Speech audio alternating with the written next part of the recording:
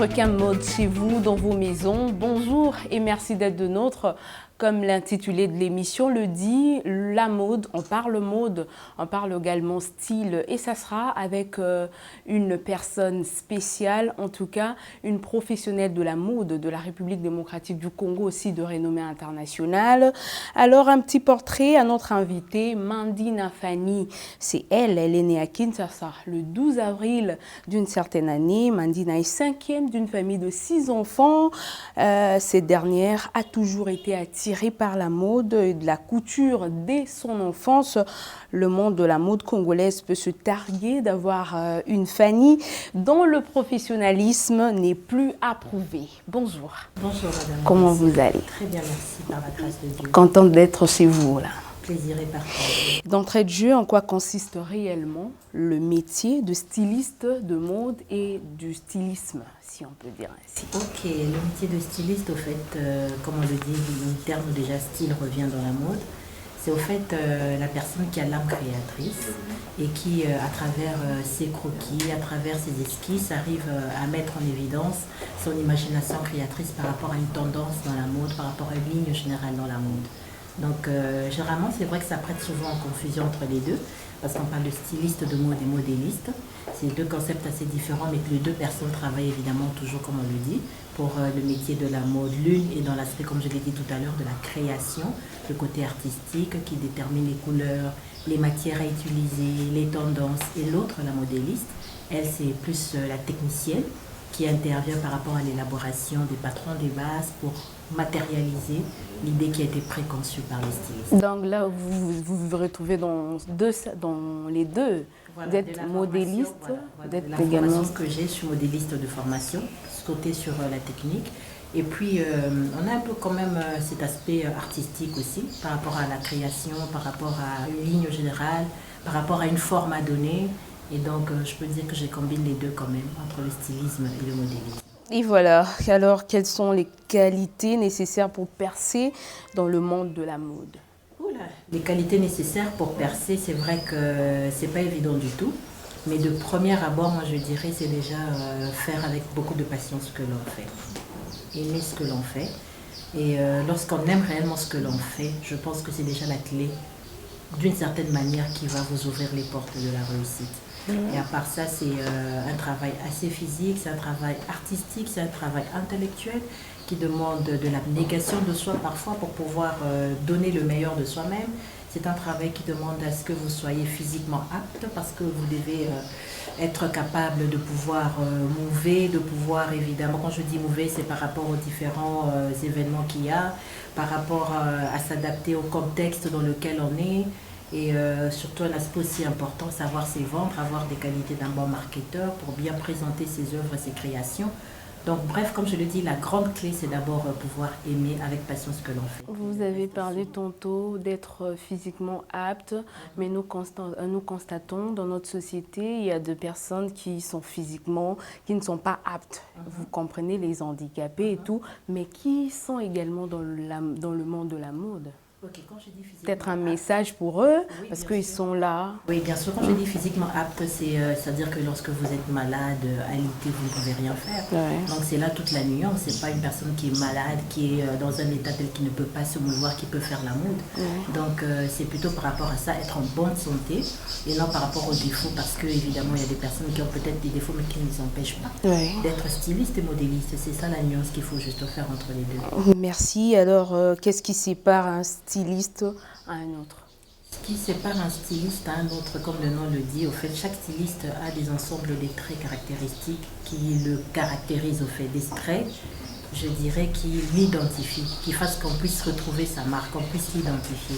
C'est ce que l'on appelle le style, c'est ce qui est intrinsèque et propre à chacun. Donc, généralement, dans les mêmes créations, lorsque c'est une personne, vous sentirez les mêmes aspects parfois qui reviennent, même si les modèles sont différents, mais de manière subtile. C'est ce que l'on appelle le style.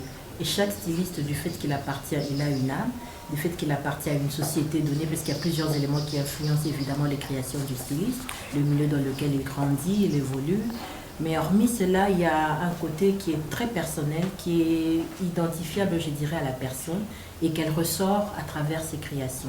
C'est comme ça qu'on reconnaît facilement le style d'un autre styliste à un autre, d'une autre personne. C'est un peu, si je dois arriver à bien m'exprimer pour bien le faire comprendre, c'est un tout petit peu la personnalité. Chaque personne a une personnalité.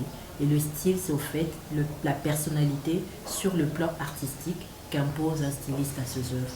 Alors, comment faites-vous pour créer des œuvres si différentes que celles des autres? Comment est-ce que Il vous arrive déjà de faire quelque chose de particulier? Généralement, c'est comme je l'ai dit tout à l'heure, lorsqu'on regarde mes œuvres, lorsqu'on regarde mes tenues, ceux qui sont habitués à ça peuvent facilement identifier mon style, d'où ma personnalité, ma manière de faire. Et donc, comment est-ce que je fais ça? Je dirais que c'est déjà assez inné à la personne d'abord dans un premier temps. Donc, comme on dit, l'art ne s'apprend pas, c'est inné au fait. Et ce qui s'apprend après, c'est la technique et tout le reste.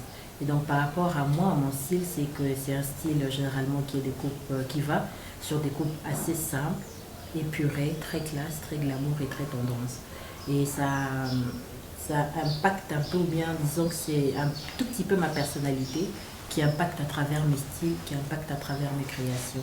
Donc généralement, lorsque l'on voit quelqu'un porte du Fanny Mandina Design, généralement la personne se sent bien dans sa peau parce que je veille à mettre ses atouts en valeur, je veille à mettre évidemment son physique, sa beauté en valeur, et on se sent bien dans sa peau, on se sent belle, on se sent beau. Et c'est déjà ça, je pense, qui fait toute la petite différence. Déjà, la société congolaise vous a-t-elle inspiré à faire quelque chose de sorti de la République démocratique du Congo? Pardon, je sais pas si... C'est-à-dire quoi? Vous créez de la mode et tout. Déjà, vous avez été inspiré par la société congolaise, déjà? Oui, bien sûr. Ok. Comme je l'ai dit, donc, tout artiste est fille de la société dans laquelle il évolue. Et donc, moi, c'est l'impact, au fait, c'est déjà à travers les matières que j'utilise. C'est vrai que tout petit, on a grandi. C'est vrai qu'en Afrique, bien qu'il y ait un débat autour de ça, mais aujourd'hui, la matière textile qui est le pagne que nous portons aujourd'hui est devenue une matière, disons, qui fait qu'on puisse identifier les œuvres de l'Afrique, de la femme congolaise aussi. Donc nous avons vu nos mamans portant les deux mabaya, le noué et tout, on a grandi avec. Et de quelque part, ça influence un peu mes créations. Donc quoi que je fasse, il y a toujours un petit brin de soupçon de cette matière qui revient, même si je ne travaille pas que ça. Et c'est déjà une influence que l'on subit dans la société. Dans les formes, le fait de voir par exemple nos mamans porter les deux pagnes nouées, c'est vrai qu'ils se perdent, je trouve d'ailleurs un peu assez dommage. Vraiment. Ça, cette manière de faire et tout, ça m'a toujours assez inspiré. Ce qui fait que dans mes créations, on retrouve toujours un tout petit peu les trapés côté deuxième pagne nouée ou des côtés par rapport aux manches ou décolletés. Donc quelque part, la société vous influence et vous ressortez ce que vous avez vu autour de vous. Vous êtes trop profonde, alors est-ce possible pour un autodidacte de devenir styliste? Est-ce possible pour un autodidacte de devenir styliste? Oui, mais comme je le dis toujours, le tout c'est au fait la patience. Comme je le disais tout à l'heure, l'art ne s'apprend pas, c'est inné, on peut avoir du talent. Je me dis chaque matin, chaque femme est une styliste, dans la mesure où elle arrive à sortir ses différents accessoires de mode, partant de la chaussure, du sac, du vêtement, avec goût, avec tendance, en tenant compte des couleurs, en tenant compte des matières, en tenant compte de la tendance locale, de la tendance internationale.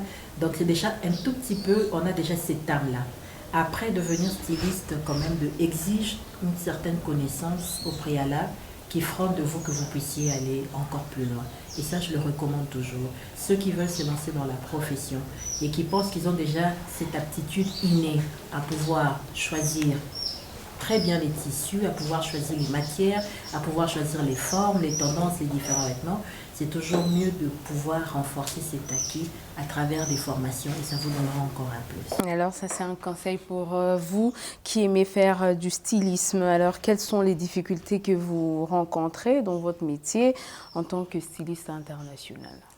Les difficultés que l'on rencontre, c'est vrai dans le contexte africain, dans le contexte d'abord, oui, avant de partir sur l'international, c'est que c'est vrai que c'est un métier qui est en train de plus en plus de prendre d'ampleur. Il y a 10-15 ans, c'était un concept méconnu du grand public. De la mode, les gens ne connaissaient que le maître tailleur ou la couturière. Parler de styliste, de modéliste, de tendance, très peu savaient ce que ça voulait dire. Et on a travaillé, vraiment on est parmi les personnes qui ont travaillé pour faire accepter ce métier, lui donner toute sa valeur, se dire ok c'est un métier que l'on a, que l'on apprend et que l'on peut exercer avec passion et professionnalisme. Donc déjà la grande difficulté c'est que c'était déjà assez méconnu, ça devient une tendance assez nouvelle et on commence de mieux en mieux un peu à comprendre. Ce qui fait que quand on est face à la clientèle, ceux qui viennent doivent savoir quand il vient chez la styliste par exemple, je dois me laisser à ses conseils, je lui explique ce que moi j'aime et je dois être ouverte aussi à ses propositions parce que parfois on reste carré sur des fichiers, on a nos petits complexes, nos prototypes qui fassent qu'on s'enferme sur soi. Alors lorsque vous allez chez les stylistes, vous exposez tous ces problèmes, la personne doit être rassurée, on doit lui trouver évidemment des solutions par rapport à ses inquiétudes. C'est différent que lorsqu'on va chez une couturière, quand on va chez un tailleur. Donc les gens ne comprenaient pas forcément en quoi consistait ce métier, ce qu'il en est, les tenants et les aboutissants. Ça c'est le premier volet. Le deuxième volet c'est que, comme je le dis, c'est un métier qui est assez nouveau pour l'Afrique, pour le Congo. Et du coup, beaucoup ne savent pas trop bien comment s'y prendre par rapport au fait qu'il faut le rendre professionnel, par rapport au fait que vous devez vous-même vous sentir prête à le gérer. Vous devez faire face à des conditions économiques et sociales qui ne sont parfois toujours pas évidentes. Vous devez vous adapter au contexte fréquemment. Vous avez besoin d'aller dans la folie créatrice par rapport aux matières, par rapport... Et parfois, le truc, c'est que vous n'arrivez pas à trouver ça sur place. Ce sont des problèmes un peu par rapport artistiquement qui nous bloquent un peu. Et donc, alors, si on est dans un contexte, c'est vrai, très difficile. Lorsque vous voulez lancer un business, c'est pas toujours évident. Donc, il faut vraiment y croire pour aller jusqu'au bout et pour tenir. Alors, est-il possible de vivre du stylisme au Congo? Là, j'aimerais que vous entrez un peu en lingala, si possible, parce que nous sommes en République démocratique du Congo. Vivre du stylisme, Nambo Kanabiso, c'est comment? Les Andengeni, on a le bifo qu'on est banane déjà axe. Ndengena otaki ko expliquer moi tout à l'heure. Stylisme ezali, modélisme ezali. Stylisme eza ou atikali juste un aspect à création. Na bamboka ou eza développé. Styliste a vivre très bien parce que à Salara Bakroki, il va proposer dans une grande maison prête à porter, Bakroki nae bazote kelae, azo vivre azolia, azo tenir babou parce que aza rémunéré na msala nae. Or concept il y a styliste vu la manière on a Congo et ça m'en passe. Donc un styliste na Congo ce qui vraiment alingaye ba akokako lier les deux bouts de ses mois très bien, il faut la doter na ba connaissance technique et modéliste. C'est-à-dire asa capable de yemoko ya ko créer, asa pe capable ya ko réaliser bilamba na yemoko très bien. Et asa ko nouer bien les deux, ata na ba collaborateur et ko permettre à jouer moi position moko na moi maîtrise moko ya gestion, ya business na. En tout cas, avec ces deux éléments, on a réuni pour vivre vraiment de ton métier. Mais ça a avantage, pas la biso, hein? Quoi, les deux. Les avantages, surtout sali formation technique à la base. On a félicité Bino parce que là-bas, styliste à sali à PC. Mais Bino, bozo bundana, vous avez en même temps styliste, en même temps modéliste. En même temps modéliste, parce qu'au fait, vous avez la capacité, il y a qu'à réaliser le qu'on rêver. Alors que nous comme ça, les métiers de la mode, ils ont acteurs et belés. Donc ils ont la styliste, ils ont la modéliste, ils ont le designer textile, ils ont créé déjà des motifs de bilamba lati, lati. Donc ils sont basés sur le donc ils ont connaître une spécialisation des tâches, le principe de que là n'a fait les autres. Mais biso awa localement, ils ont pas si cause la spécialisation de tâches parce que tu es pensa ko organiser filière, il y a spécialisation de tâches à mon qu'on a mon côté, tu es rémunérer mon salaire en fonction de spécialisation de tâches à mon qu'on a noté. Donc c'est vrai, les mamans toujours bunda, toujours lutter pour que comme à bon la langue. Mais pour le moment, l'idéal, c'est serré. Aux la connaissance pour que on maîtrise chagnos. Pour ce que c'est limité quand on a croquis styliste, aux akana âme créatrice, mais aux ana mutu oiseau sungayo penza comme il se voudrait te, au moins on est aux akana limite moko. Ce qui est moko zo capé ko matérialiser en côté et ça moins compliqué. Donc pour arriver à vivre les deux mots du mois, c'est-à-dire le bien gros, lier les deux bouts du mois, c'est pouvoir être en mesure de produire matière finie ou de proposer en gros pour la vente, l'achat. Et voilà, c'était un peu de Lingala pour contextualiser, hein. Nous sommes en République démocratique du Congo. Vous nous écoutez partout dans le monde. C'est Mandina Fanny qui nous a habillés, comme vous le voyez. Comment avez-vous réussi à arracher votre premier contrat à l'étranger? Parce que je l'ai dit que vous êtes international aussi. Le premier contrat à l'étranger, je dirais, c'est passé par l'Institut français, le Centre culturel français à l'époque. Nous sommes en 2008. Et donc, il y a une invitation qui est arrivée. Et déjà que comme j'étais partenaire à l'Institut français, déjà que j'ai présenté des petits défilés à mes tout début là-bas, donc ils m'ont mis en contact avec les invités qui voulaient voir que le Congo puisse être représenté au travers d'un styliste, un designer. Donc voilà, c'est comme ça que s'est passé le premier contrat à l'étranger. C'était pour le Congo-Brazzaville en face. Et par la suite, il y a eu plusieurs autres contrats à travers évidemment les différents partenaires que nous avons eu à développer tout le long de notre carrière professionnelle. Avec le groupe, par exemple, Vlisco Congo, qui est un de nos partenaires. Avec eux aussi, nous avons eu l'opportunité d'avoir plusieurs autres contrats négociés pour représenter leur marque, surtout plus en Afrique, en Europe comme en Amérique. Voilà, alors voulons-nous savoir votre toute première transition d'un univers à un autre était comment? D'un univers à l'autre, si je comprends bien la question, c'est entre l'Afrique et peut-être l'extérieur, l'Occident.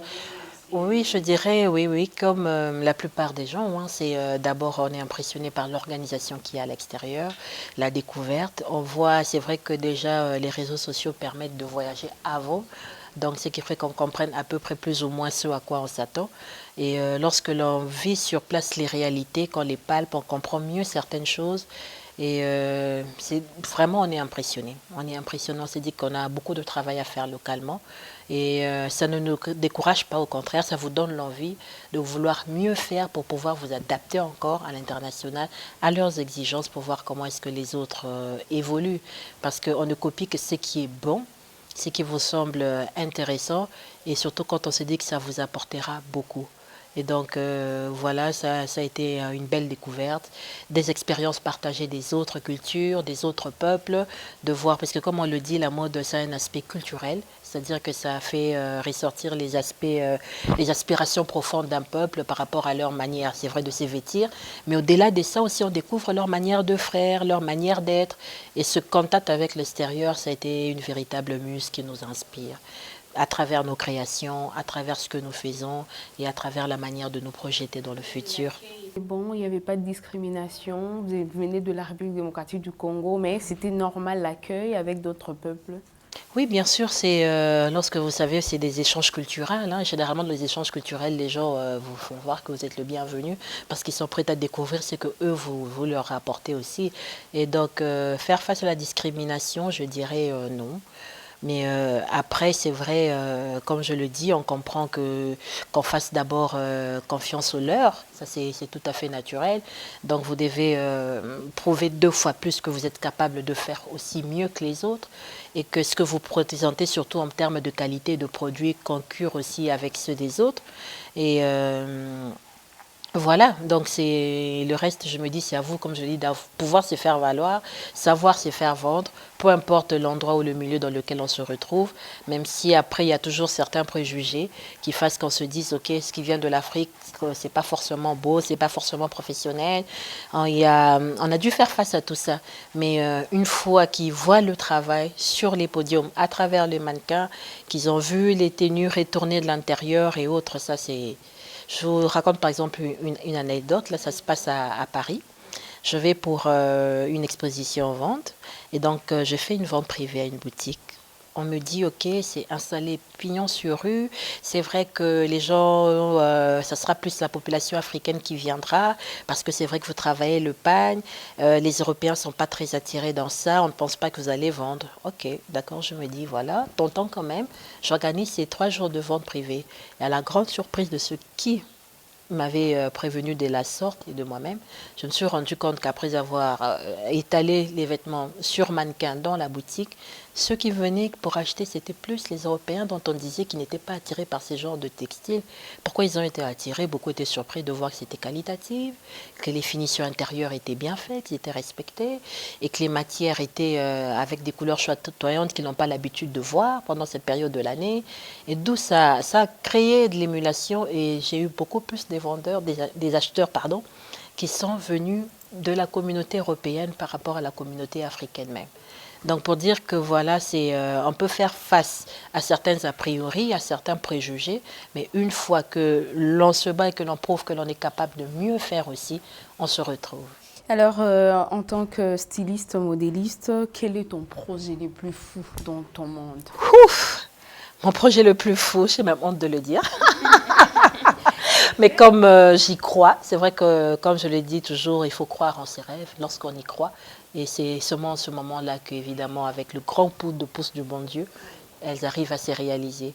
Mon grand projet pour le moment, c'est vrai que ça peut paraître surnaturel, mais je envisagerais une représentation de mes collections sur une passerelle à travers 2 gratte-ciel.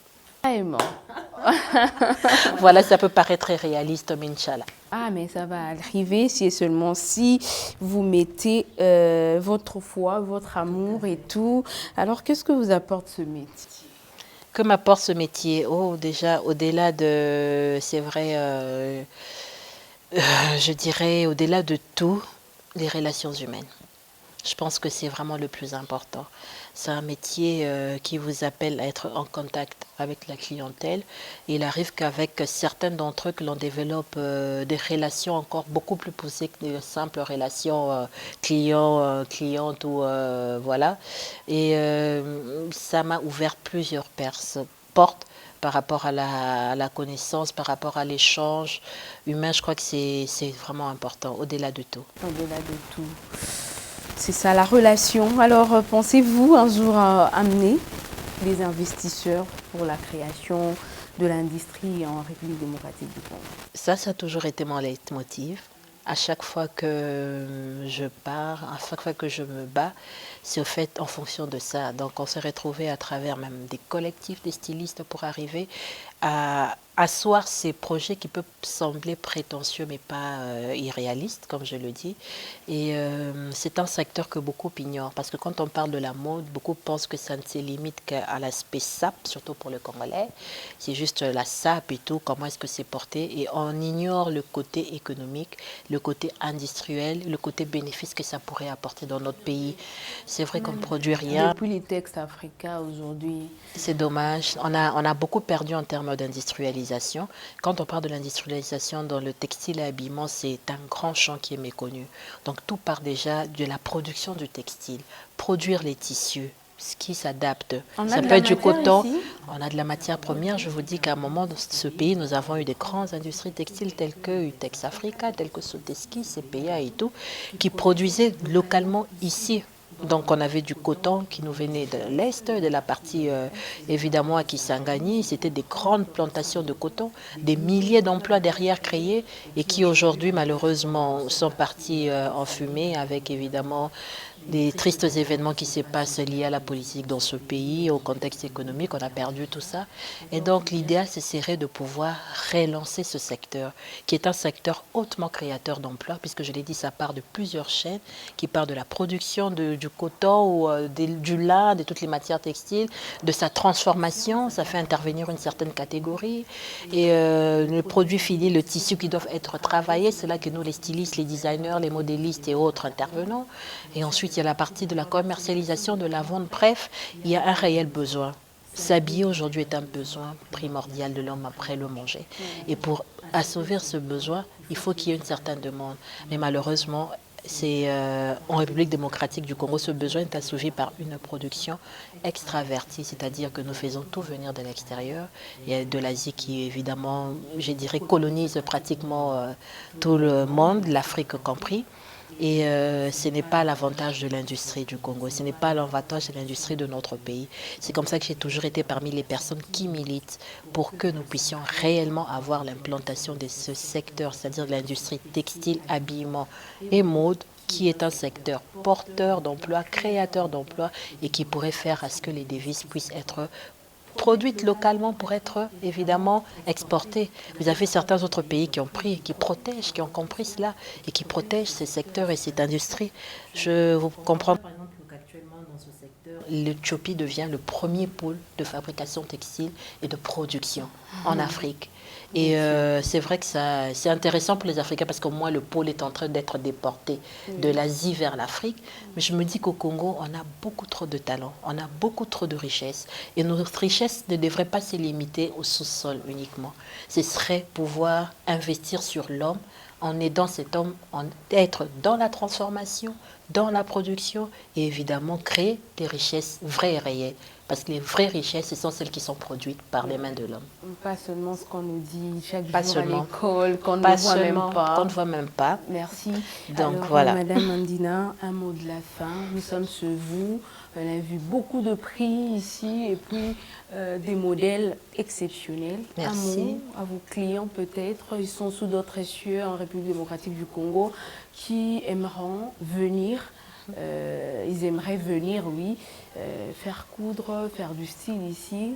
Le mot de la fin, c'est que, comme je le dis toujours, c'est vraiment d'inviter les personnes qui aiment la mode à consommer ce qui est fait par vos frères, par vos sœurs, à mettre du local. Vous encouragerez ainsi toutes les personnes qui sont dans ce métier, vous encouragerez ainsi toutes ces personnes qui veulent évidemment apporter quelque chose dans le secteur de l'économie de ces pays. Parce que c'est vrai qu'on fait face à un problème, c'est que généralement l'Africain est le premier qui est complexé par le travail fait par son propre frère. Donc, surtout ceux de l'extérieur, préfèrent mettre en avant du Yoshi, les grandes marques, je ne vais pas faire leur publicité ici, que de mettre aussi avec fierté les marques qui sont faites par leurs confrères. C'est seulement comme ça que nous pourrons soutenir cette industrie. Il faut que, moi, comme je l'ai dit, arrivons à développer un peu ce principe comme le font les Juifs, hein, pour se soutenir mutuellement, pour porter évidemment leurs artistes, pour porter leurs industries. C'est eux qui doivent avoir l'attitude de consommateurs patriotes, comme je le dis parfois. C'est-à-dire quoi? Soyez fiers de porter du Fanny Mandina Design, de le clamer tout haut, de le poster sur vos réseaux sociaux. Ça fera de la publicité et ça fera que le monde vienne. Vous savez, il y a, comme je le dis, c'est de part et d'autre. Les responsabilités sont partagées. Du côté des producteurs, c'est-à-dire nous les stylistes, on n'est pas assez parfois africains. Il arrive qu'on ne soit pas assez solidaire entre nous, qu'on ne soit pas assez organisé, parfois assez structuré pour faire valoir. C'est une société communautaire. Aujourd'hui, on vit individuellement. Voilà, malheureusement. Et ce qui ne fasse pas que les choses puissent évoluer parfois forcément dans le temps comme on le veut, ça traîne, ça prend un peu plus de temps. Et de l'autre côté, c'est l'attitude des consommateurs. C'est-à-dire quoi? C'est-à-dire que parfois, les consommateurs, comme je l'ai dit, préfèrent faire honneur au travail extérieur, qui préfèrent faire honneur aux grandes marques qui déjà se sont enrichies. Là, c'est la colonisation. Voilà, c'est vrai, on a encore ça, une petite dépendance mentale qui reste encore. Mais je pense que tout dépend de ce que l'on vit, de ce que l'on est. Donc, je n'ai pas besoin de vouloir faire l'apologie de ce qui forcément ne reviendrait pas. Alors que lorsque je fais l'apologie des grandes marques qu'il y a ici chez d'autres stylistes, des grands stylistes qu'il y a au Congo, c'est quelque part soutenir les œuvres. Vous achetez par exemple du Fanny Mandina Design, vous n'avez pas dans la chaîne derrière, vous avez aidé une femme sourde-muette à pouvoir lier ses deux bouts de moi, vous avez aidé une autre jeune fille mère, vous avez aidé toute une chaîne des séries, des personnes qui travaillent avec nous. Et que d'aller enrichir, c'est vrai qu'il faut souffrir ce luxe-là, mais je me dis que c'est un peu pas très... je n'adapte pas forcément aux attentes des uns et des autres, donc c'est ça au fait, avoir l'attitude et producteur et consommateur qui fasse que l'on soit fier de présenter. Si on n'avait pas parlé de ça, vous avez un centre de formation, vous formez les jeunes, ou comment ça se passe chez vous? Ok. Alors les ateliers Fanny Mandina Design fait en sorte d'employer évidemment des femmes d'une certaine catégorie, assez vulnérables, donc c'est plus des femmes, les femmes vivant avec handicap, sourdes-muettes. Donc quand je parlais de capacité physique, c'est pas forcément comme je l'avais dit tout à l'heure. Et c'est des formations et elles s'adaptent à notre couture. Et elles sont dans la chaîne de production. Et donc à chaque fois que nous créons des vêtements, il y a toute la chaîne de production qui nous accompagne tous les jours, qui se retrouve aussi à travers ce métier. Donc c'est comme ça que je disais tout à l'heure, pour répondre avec votre question, qu'il est possible de lier, de vivre de ce métier lorsqu'on y met du sérieux, lorsque l'on se dit que c'est un business qui doit être géré comme les autres business, c'est-à-dire en sachant jongler les 4 ressources que l'on a pour que nous puissions évidemment relever le secteur. Alors, parce que nous parlons projet et tout, est-ce qu'en République démocratique du Congo, donc dans 26 provinces, vous pensez ou estimez bien avoir des extensions Fanny Mandina Design? Oui, bien sûr, c'est ce pourquoi on se bat en ce moment. Donc, c'est de pouvoir déjà, non seulement à Kinshasa, mais aussi dans les différents autres pôles, puisque la demande est réelle, à travers nos différentes sorties. Nous sommes sur les réseaux sociaux. Donc, j'ai des commandes, des personnes qui sont à Lubumbashi, des personnes qui sont à Goma, à Bukavu, à Kisangani même, qui entrent en contact, qui m'appellent, qui veulent avoir des tenues, qui veulent porter du Fanny Mandina Design. Et c'est par rapport à cette demande-là, évidemment, que nous avons réfléchi sur comment arriver à faire des pôles et des points de vente pour que nous puissions aussi produire et faire du prêt-à-porter made in Kinshasa, mais qui serait consommé évidemment partout dans toutes les provinces de la République démocratique du Congo. Et pour ça, c'est vrai, c'est beaucoup de moyens. Et donc, on se bat à travers différents projets pour arriver à trouver ces moyens pour pouvoir délocaliser autant. Alors, vos contacts si possible? Alors, mes contacts, allez sur les pages Fanny Mandina Design en un mot, sur Instagram où je suis très active, sur Twitter, sur Facebook.